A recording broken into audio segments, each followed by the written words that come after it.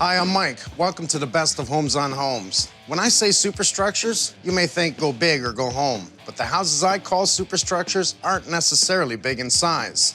A small attic renovation and a $200,000 two-story addition are equally dangerous if the structure fails. Today, you'll see how we build superstructures to withstand everything from old age and gravity to Mother Nature's worst natural disasters. Nice. Awesome. Look at the nest. I got a nest of them.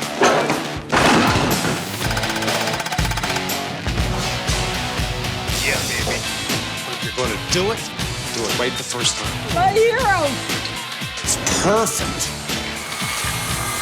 On the money. Thank you, guys. You like it? Oh, do I ever. Building a second-story addition on a house is challenging, and it takes a lot of time. But like anything in life, start with a strong foundation and work your way up.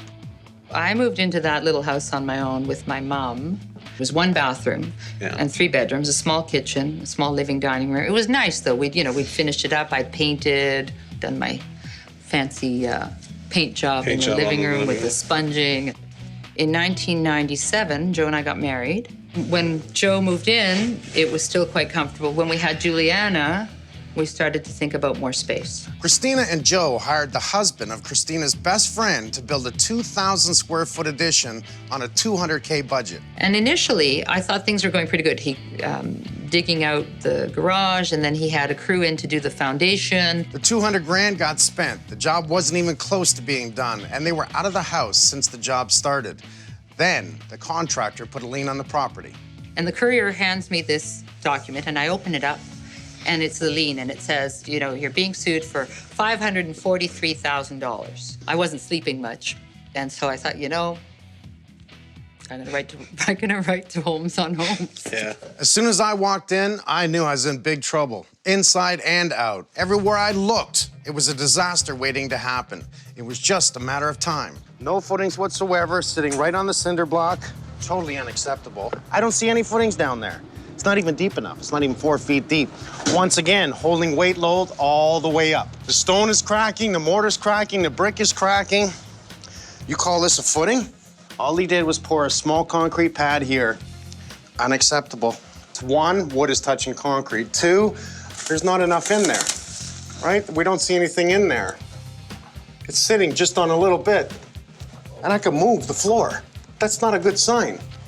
I don't know how they got away with this, because this was passed. That upsets me. Structurally, this place was a mess, and I knew it. We hired an engineer to take a look, and he found even more problems. I don't know what they've done with this bench, because I almost need X-ray eyes to see what they've done. Look at the stairs.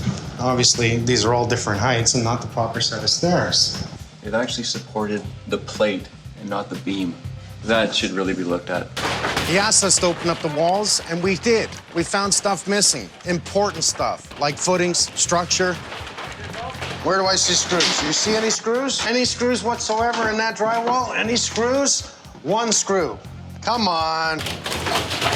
Whoever the electrician was puts out a box on the outside wall and puts up vapor barrier. What don't we see? Vapor barrier. Do you see any insulation? Well, these are 8-footer. Do you see any vapor barriers? This angle here, see how I'm picking up? I wouldn't stand there. Yeah, it's actually supported by this brace here. You've got to be kidding me. This addition could be the model home for teaching how to do everything wrong when building a house. We pull drywall down, what do we see? Cinder block wall, cut in, put a door in, nothing supporting the block above it. How high does this go up? Probably enough weight load to simply snap this and take someone's head off. I knew it would have to come down. In fact, the house was going to fall down sooner or later. So why not take it down before the family moves back in? Say goodbye to this place. Hallelujah.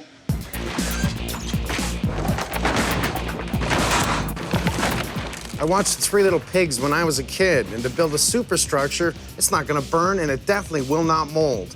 I wanted to build an environmentally friendly house to incorporate the most up-to-date technology.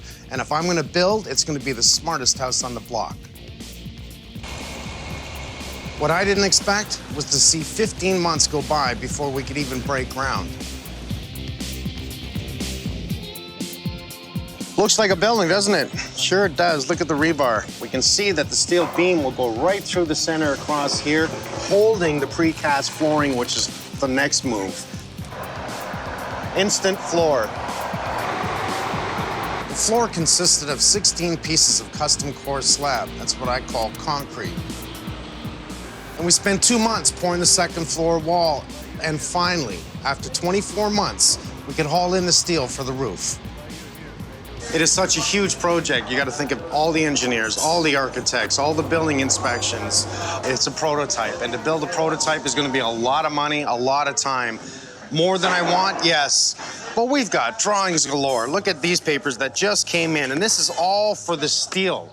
All the steel structure that's going across the top. This is not architectural for the framing or the house itself, just steel.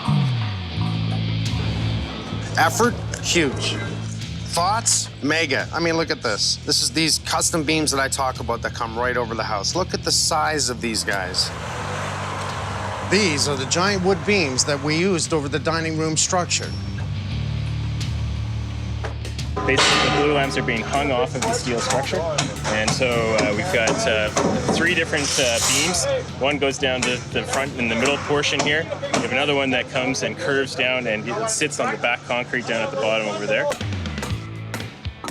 These beams were structurally engineered using strips of wood and a huge amount of compression ratio. They're used when you want to see the beauty of the wood inside and out, and when you want a great curve like we have here.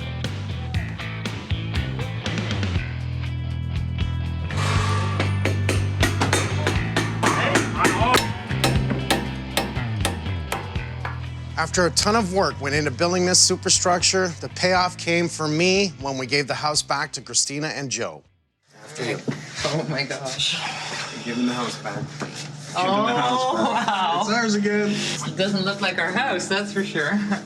You sure this is the right house? Wow. So far, so good, eh? No.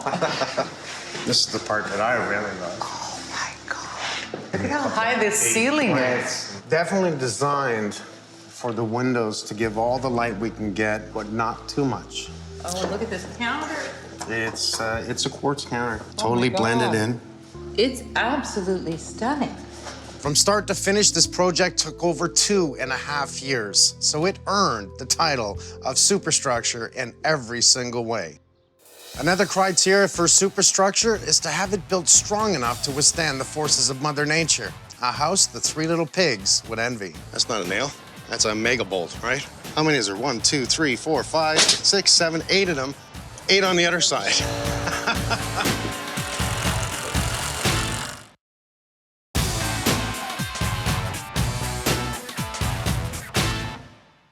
Welcome back to the Best of Homes on Homes. Today, we're looking at a whole range of what I call superstructures. Houses built to be extraordinary, whether in size, strength, or design. I was called in to look at a project in Pasadena, California, in the heart of earthquake country. When I first heard about the 2 family, I knew they were in big trouble. Their contractor had walked off the job site, and that job was far from done. I know for a fact there's no way that these people are getting out of this one financially, emotionally. Like, this is what tears families apart. They were working very hard. Progress was being made. It seemed to be going very well. Turns out that it wasn't. It was a simple plan. Restructure their small, dark bungalow and create the house of their dreams. I think we just wanted it to go well so badly, and it seemed to be going so well. It's not done, obviously. I'm here. What happened here? How much money is he taking from you? $206,000. There were so many reasons for me to say no. They're on the West Coast, I'm on the East Coast. The house was on a small hill, on a narrow road. But I'm a sucker for a family in need, and I said yes. Just take it easy. Don't worry, just keep smiling, okay? My first challenge was to find a reliable crew that had connections to other trades. It needed to be a crew that could carry the workload when I wasn't there. James. Mike. Chico. Pleasure to meet you, Mike. pleasure There's a lot to of good meet things you. about you. Chico? I met a contractor named James. Chico. They step up to the plate. It became easy once you knew the family. Once you met them and saw the situation they were in, it became easy to want to help. We found the crew, we got the engineer's stamp, we had everything we needed, so we hit the ground running. After we had all the framing done, the next job was to install a 26-foot-long Paralam beam by hand. Okay, down. Normally for a beam that size and weight, I'd bring in a crane and lift it into place, but the roads were so narrow, I couldn't get the crane in. That beam was about 1,000 pounds. 1, 2, 3. Come on. I got it. Okay, just balance it. Everybody take a breath. 3. Go. 1, 2, go. Once we guys get it up, let's say it's too heavy. I want to be able to nail a 2x4 with the gun so it'll hold it up. Nailed it. Nail it. Yep. Okay. 1, 2, 3. Come on, a little more, guys. A little more. 1, 2, 3, go. Down. Down, down, down, down, down, down. Got it. Yeah! You know, it's looking really good. The hardest part, obviously, is the front of the house here, having to fix all the structure, get it going, and get it up to tie into the old. Once this is done, it's gonna fly. You know, here we go, boom, electrical is in. Get the insulation done, get it all passed, and drywall it. That beam was just the spine of the house. The whole structure had to be built to withstand an earthquake. So that meant using special fasteners, tie-downs, steel frames, and hangers. Down here in California, they're very seismic. This is all these tie anchors, all the hold-down anchors. The idea really is if there's an earthquake, and you know how an earthquake works, everything shakes. It's not like it goes up and down. It does one of these. To tie everything together, anchor it down, the whole hope is no walls fall down and kill anyone. That's what we're trying to accomplish here, to save lives. Overkill, extreme. But when it comes to the homes, how many times have you heard me say it? Overkill, there's no such thing. I've never seen this stuff before. This hardy wall, is that what you call it? It's a hardy frame. Basically, the reason they have this is when they have a wall with a lot of openings, they can't get their shear value to, enough shear. Right. So this accommodates that without all the plywood. You know, if there's a lot of openings, they can't get enough plywood on there, so they accommodate with this. It gets bolted all the way through our engineered lumber below. Wow, that's which carrying is the how load thick? of the wall. This one is a 6x14, I believe. So you're going through 14 inches below the deck here. Correct. Oh, wow. This is a hold down, it goes horizontally. Typically, they're in the concrete, tying the wood framing members to the concrete.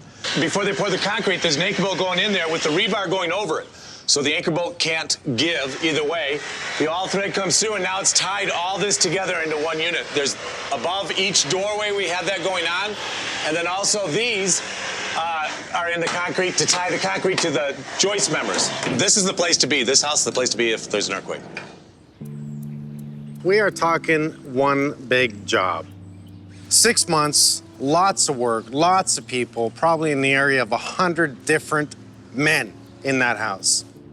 I wonder why I keep doing this. You know, I really do. Why am I here? You know, I'm flying back and forth, I'm working back home, I'm coming here. And then you bring them home. After you. Oh my God. Welcome home. Oh, my. Oh, wow. This is something. Oh, that's beautiful. It's just, it's... This is something. It's changed a little bit, eh? Oh, my gosh. Now, you remember the layout that was here. Yeah, it's totally different. You got your new stove, Wow. Beautiful. fridge, dishwasher, Beautiful. all your wonderful cabinets. Good things happen. Bad thing is just a test. And the test will either make it or break you. And we made it. Yeah. Through 6 months of a relationship, through doing this job and meeting a bunch of wonderful people, the two family really showed who they were. Nice, average, beautiful people. Why not help them? Sir, I can't cross the threshold without it. Home's sweet home. Huh? Imagine that on a show about superstructures, we could highlight a job about a small attic. This is about the biggest, smallest addition I've ever done in my life. It is so extreme on what I have to do here. I'm stunned by this.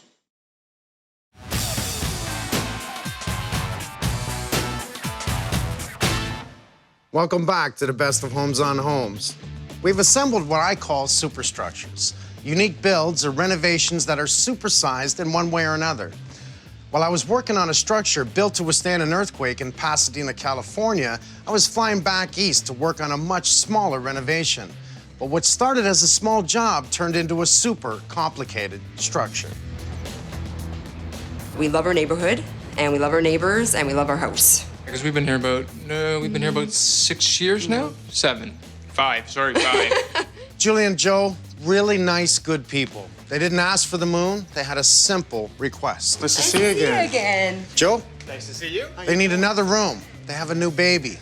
Contractor suggests, let's renovate the attic. We just wanted to look nice. Our expectations, even with the contractor, weren't that we just wanted a room, a nice, structurally sound room, something that's not going to be the danger of anybody or fear of falling or, you know, that's going to ruin our house. We want it done right. Yeah. I knew what I didn't want to see, and I saw it.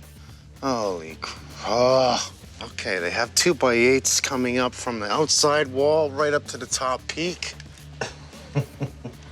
Many times I asked them about the actual structure of the roof. There was trusses going all across inside, and they cut every single one of those out. Trusses span the width of the house, and they're designed to hold the structure of the roof. You don't cut trusses. You never cut trusses. How much did this cost you? We paid them $22,000. However, it was supposed to be $26,750. I called them up again in tears, just saying, you know what, I can't do this. I'm at home, I'm stressed out, I'm supposed to be enjoying my time off, and I'm not. This was supposed to be done in a month. A month was their time limit. Basically, he told us, no permit, no timeline. I'm gonna come in through the roof. I'm gonna cut the roof right out. I'm gonna take everything out of here that should not be here. Wow. And I'm gonna put in a proper addition.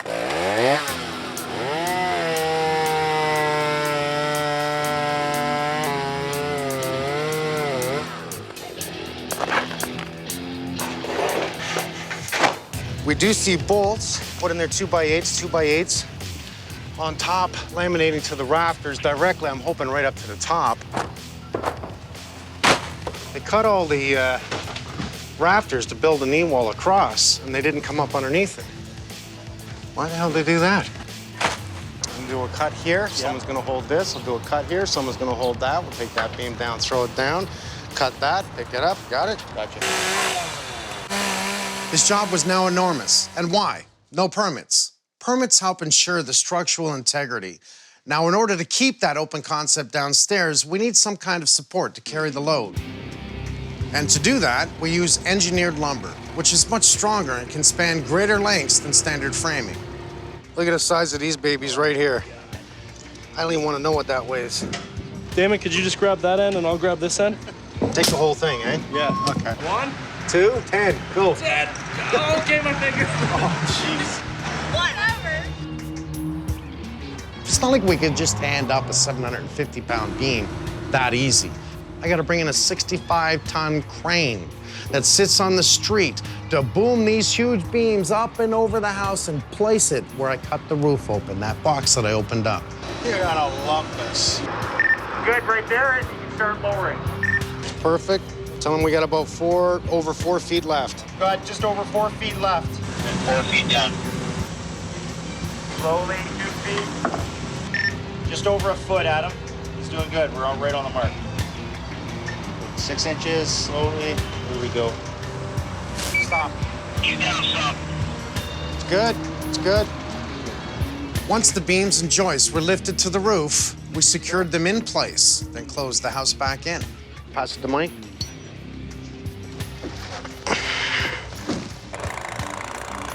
Man, it's a lot of work to get to where we're at right now.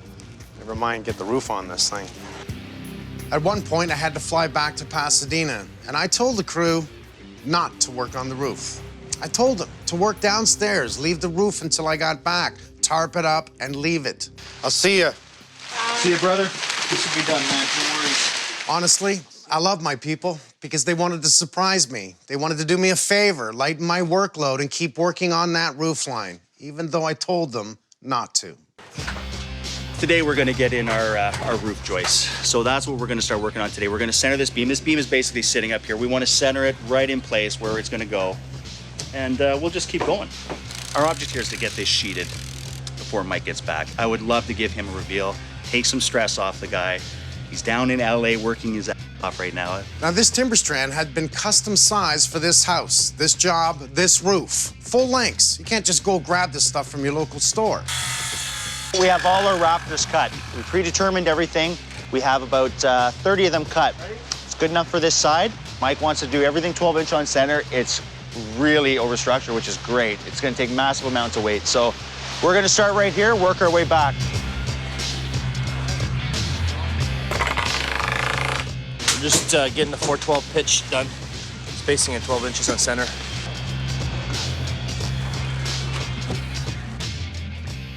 I am extremely nervous. You know, we went ahead and sort of defied orders and have got the project running without him here. So I haven't slept in about a week since he left. I know I was really nervous about going ahead. As soon as I pulled up to the job site, I saw the roof, and I knew there was a problem. Good morning. Hey, buddy. Let's see, we have a roof. What could I say?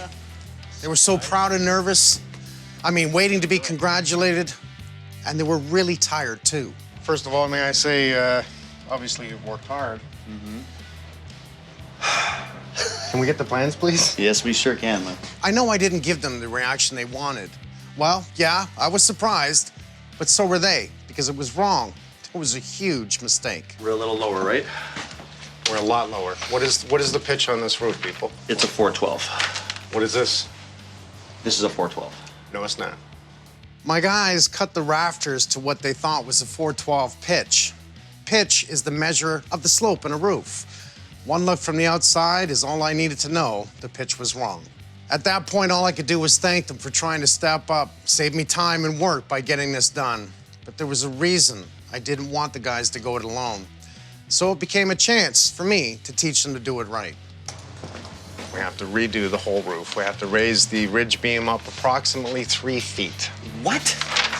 Unfortunately, not one of those rafters I could reuse, so I had to reorder. We're talking about a loss here of $10,000 to $15,000. As soon as I drove by, Yes. I saw a surprise. Yes. I saw that the peak was lower than the front. Right. And right away, I knew there was a problem. And I knew what you guys were doing. You're trying to save the day. Yes. Mike's been gone working in LA. Great learning lesson. Yeah. I've always said if it was easy, everyone would do it. But learning from your mistakes is how you get better. Experience, priceless. You know what? Don't beat yourself up. You tried. What the hell? You know, it's just not a huge deal. It's really not. And it's just another day or two in work. Right. But this is how we learn. The roof had to go. It was a tough lesson for the guys, but they'll never make that mistake again. Guaranteed. We just say, hey, we learned from this. Let's order another lift. Let's. Have any extra wood up here because I need to make a doghouse. So if we have any extra wood, we can make a nice doghouse. It took a fire and a host of other problems to turn an old structure into a superstructure. Cut it here, take this down, take this wall down, take the new studded 2x4 wall down. The middle wall must stay at this point till we've decided on how we're gonna restructure.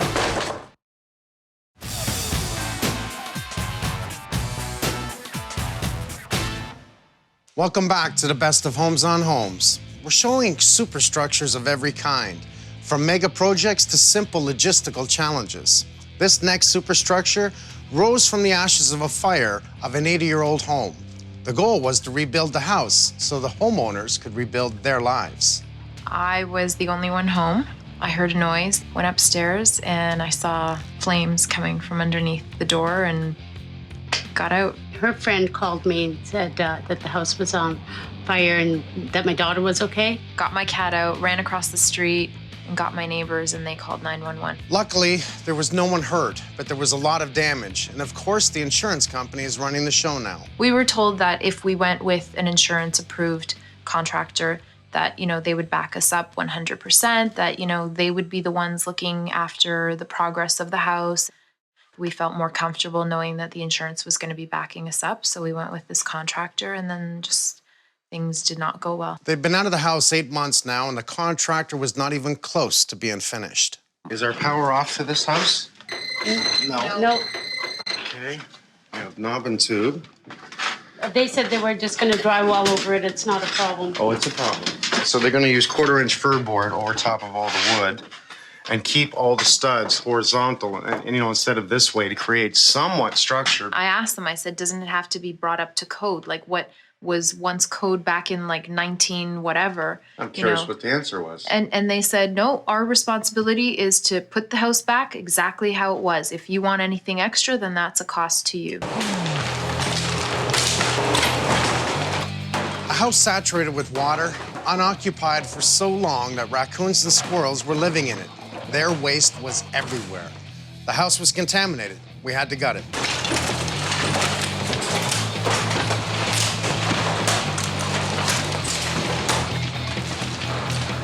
Of course, after opening it up, I see the structure is not secure, rotting pieces, broken pieces. It's just not safe. So now I had to shore up the structure of this whole house. Once again, all electrical gets pulled. We can remove this wall right to here. Cut out the top plate at this point here. These two must stay. Everything else from this point on gets removed. Right from here, take it down. It's nice to see it when it's gutted, but we can look at it and see what we can do to make some changes. With a house this age, nothing I find could surprise me, especially considering it was soaked by fire hoses. It's been unoccupied by people for almost a year, and an old house can sag. The footings that support the center of the house can settle. Simple as that. These brick columns have been here since the house was built. Now, over the years, they've sunk down just slightly. And it's just, you can see it. It's probably an inch, maybe an inch and a quarter. They're not going anywhere. These have now settled to the point where they're not gonna move. Why should I remove these and put in a steel column post when they're perfect? I'm gonna jack this up, I'm gonna cut out the nails in here, and I'm gonna pull this beam out. Then I'm gonna put in the new beam and drop the floor back on top of it.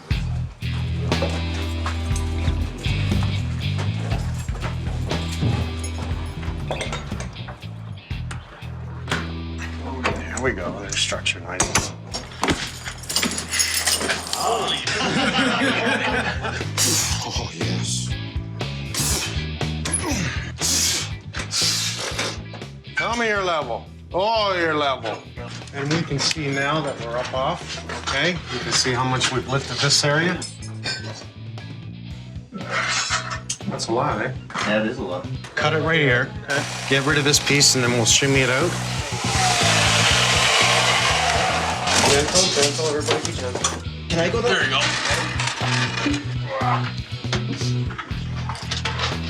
Okay, did you look for the crown? Did you look for the crown? There we go. Okay. We're gonna get a jack post, pick it up a bit, and then hammer it into place. If necessary, I'll lift it up more so we have the room to put it in. But we don't need a lot of room. I can see it from here. It's mainly this beam right here. Now that's what I want to see. We finished up the center beam in here, and we've created a pocket sleeve on top of that beam. So now the idea is we short up 2 temporary walls on each side so we can drop this beam. Since the house was gutted, I wanted the main floor level, and I wanted to do it right. No Band-Aids, no shortcuts. My plan was to cut through the center of the floor, put in a huge beam, and bring the floor joist up flush with the beam.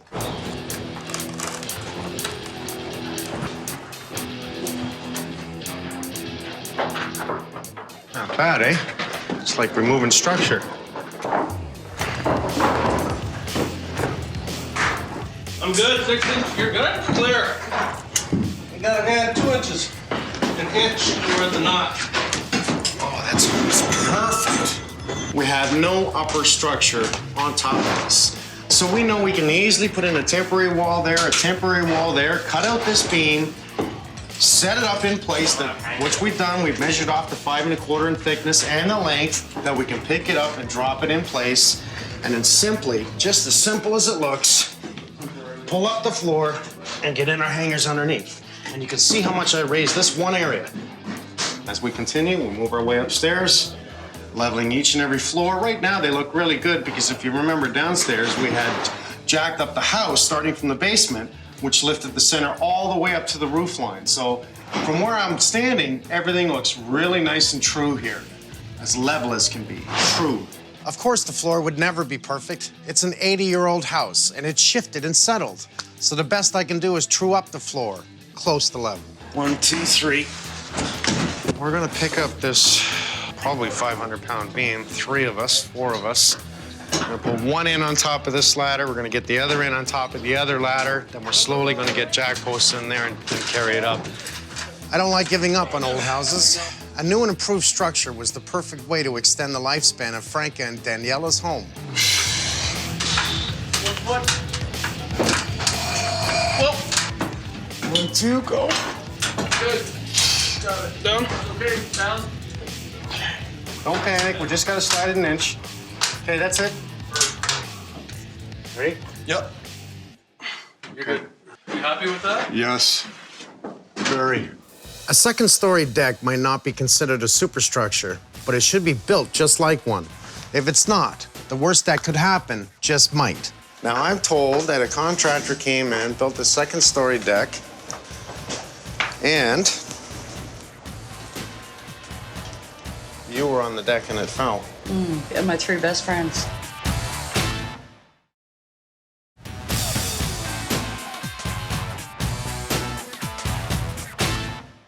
Welcome back to the best of Homes on Homes. This episode is about what I call superstructures, where the science of carpentry meets the laws of physics. A solid structure for a house is essential, but no more essential than it is building a deck to extend from a second-story house. What I've been saying forever, good structure equals safety. Bad structure equals people getting hurt.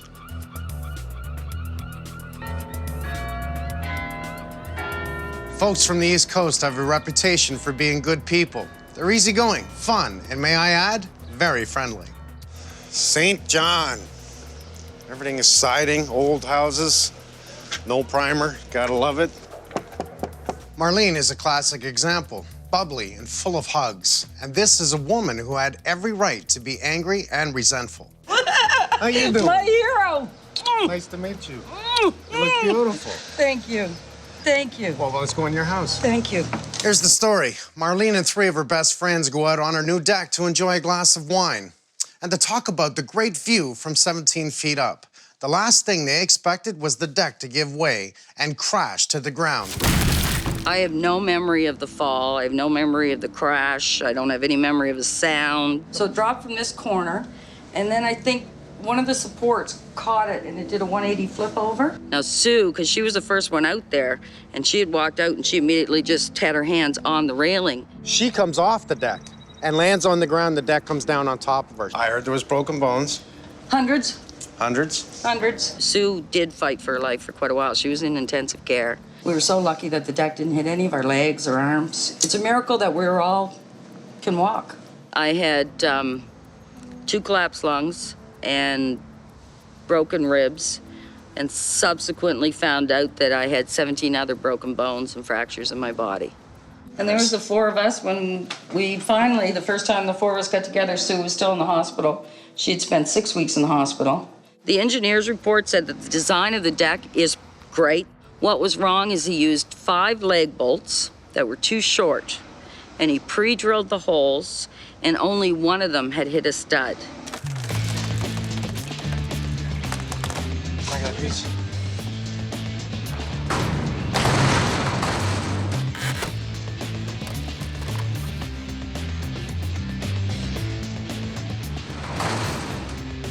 When you want to build a deck off the side of your house, you have 2 choices. Support it from the outside or support it from the inside. From the inside is called cantilevered, and you have to cut into the house. You need 2 feet of wood braced into the house for every 1 foot sticking out. That's a cantilevered deck. The other choice is to do it the way I did and build the exterior framework from the ground up. We're good on the depth. We'll just bring her back. That's perfect. Rooting it in with 4 foot deep footings and then anchoring it into the house.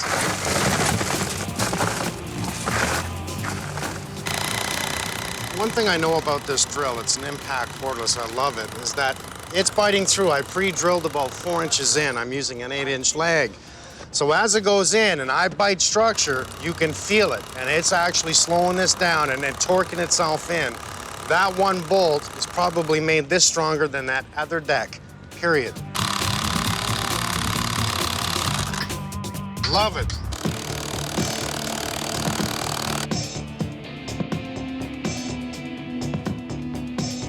gonna get up and on top of this one, good. This is just temporary, things I have to do to set the level of the other 6x6.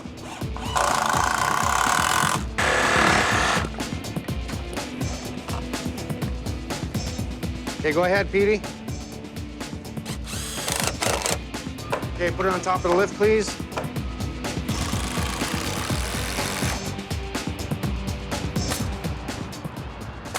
I am square. You're in all the windows, you gotta be careful. They're watching.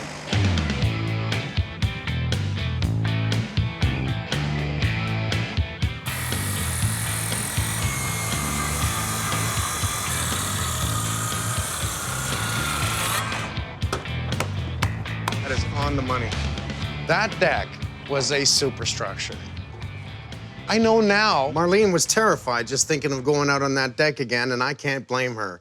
She had a glass of wine before coming out this time. I think she needed it. I've been waiting so long on my deck. It's not massive. No, it's perfect. But it's private. It's perfect. It's private. It's perfect. And you know how strong this is? It'll hold everyone you can put on here. And I mean everyone. Oh, I'm coming back.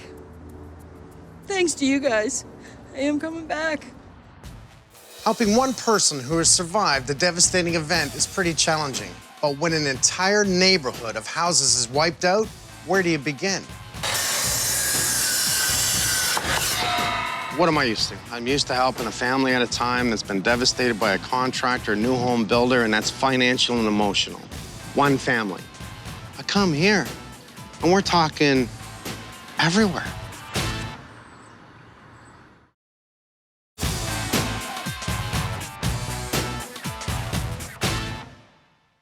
Welcome back to the best of Homes on Homes. Today we're looking at superstructures, whether it's attics, foundations, or a house designed to take on Mother Nature's best. When I met Gloria Guy, I heard her story. I knew I wanted to help build not just any home, but a structure that could withstand a hurricane. August 29, 2005, Hurricane Katrina slammed into New Orleans, Louisiana. A 15-foot storm surge caused over 600 feet of flood walls to collapse, basically destroying the lower 9th Ward. One of the people who lost everything was Gloria Guy. The water was coming so fast. Houses was floating. My house floated. And when it floated, you ain't seen no more of my house. It went in the river, that was it. I saw the devastation afterwards, the 6 weeks of chaos, of everything that happened, that people trapped in there. And I said, we gotta do something about this. We gotta help. It has been 7 days a week, go, to the point of loading all the crates, getting ready, making sure the documentation, the work visas, that's all done. We're going to New Orleans to build a house for a woman who lost everything.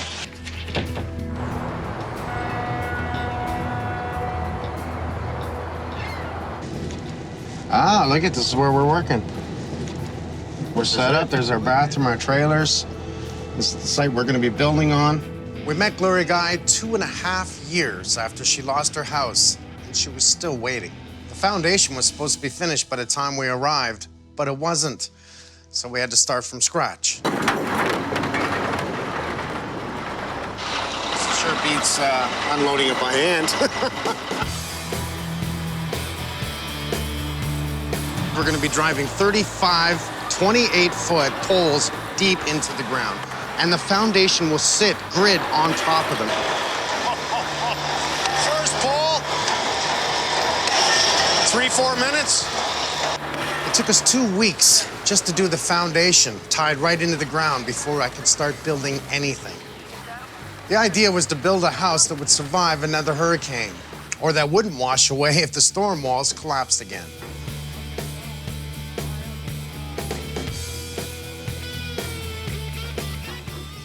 The guys are pulling out the forms. What do we see? Beautiful concrete. Remember, we want to be up above the water, high above the water. It's a 3-foot plane here, is the floodplain. We want to be above that. If that wall ever breaks again, we don't want this house to wash away. If the water were to come in, say the levee breaks, and and the water were to come in like it did before, it would literally wash underneath the house instead of pushing the house. If it's got something to push, it's gonna push it. It pushed the barge, it pushed the vehicles, it pushed everything, the trees. Yeah, it's gonna be tall, but it's gonna be good looking. What you have to do to a house to make it withstand the power of water is incredible. I actually bolted the top and bottom of the house together, and then I anchored it 28 feet into the ground. That's amazing. Initially, the engineer wanted us to put in a hurricane clip between every vertical stud and the bottom plates. So Mike was talking to Chuck, our engineer, and together they came up with a plan to install threaded rods to run from the bottom of the beam all the way through the house to the top of the top plate on the second floor. As crazy as it sounds, the footings, the raised height, the tie-down systems for the walls, that was really nothing compared to the roof line of that house. All those angles that had to be calculated for this funky roof, we had a whole lot of math going on. Okay, here we go. So this is the tallest point. We're 8'2" to this point, and up front, we're gonna be 6'5" continuous. So what we need to do is build the back wall, build the front wall, draw our string lines, get, I guess, 2 sections in with a couple in the centers holding it up verticals. And if we do this right, I think we can actually have it done by Wednesday.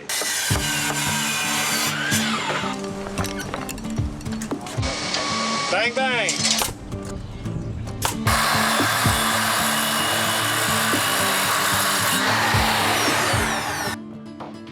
Because of that wonky roof line, every single rafter had to be cut at a different length and at a different angle.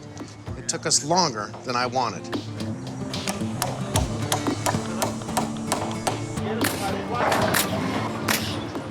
Running all the anchors and the hurricane ties on all the house. Get this, in anchors and ties and everything else, we've used over 6,000 nails. It took us a week to structure the roof. All of us, how many guys? There had to be 12 guys. 1 whole week to do a roof. Oh, that's beautiful, guys. Perfect plane line.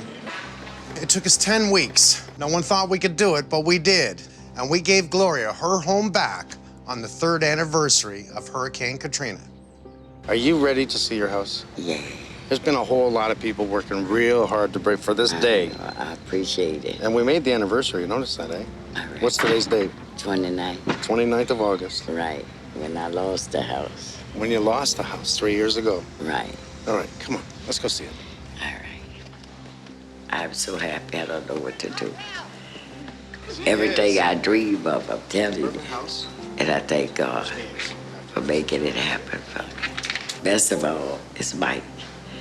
He did a beautiful job. Think this, so how's your kid so far? Oh, yeah. I love it. I thank God. You know what, I always say, get what you get. Seriously. A lot can happen to a home. Earthquakes and hurricanes, age and gravity, even contractors who cut through roof trusses. A lot of blood, sweat, and tears went into these superstructures, but in the process, we gave people back homes that are safe and strong. That's what I call super. Damon, let's go. Man, our tapes read differently. Canadian tape, brother. Canadian tape. If it rains, everyone keeps working. Hi, doll.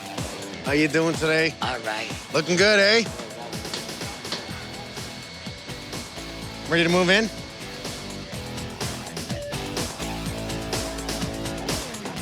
For more information about this show, please visit hgtv.ca.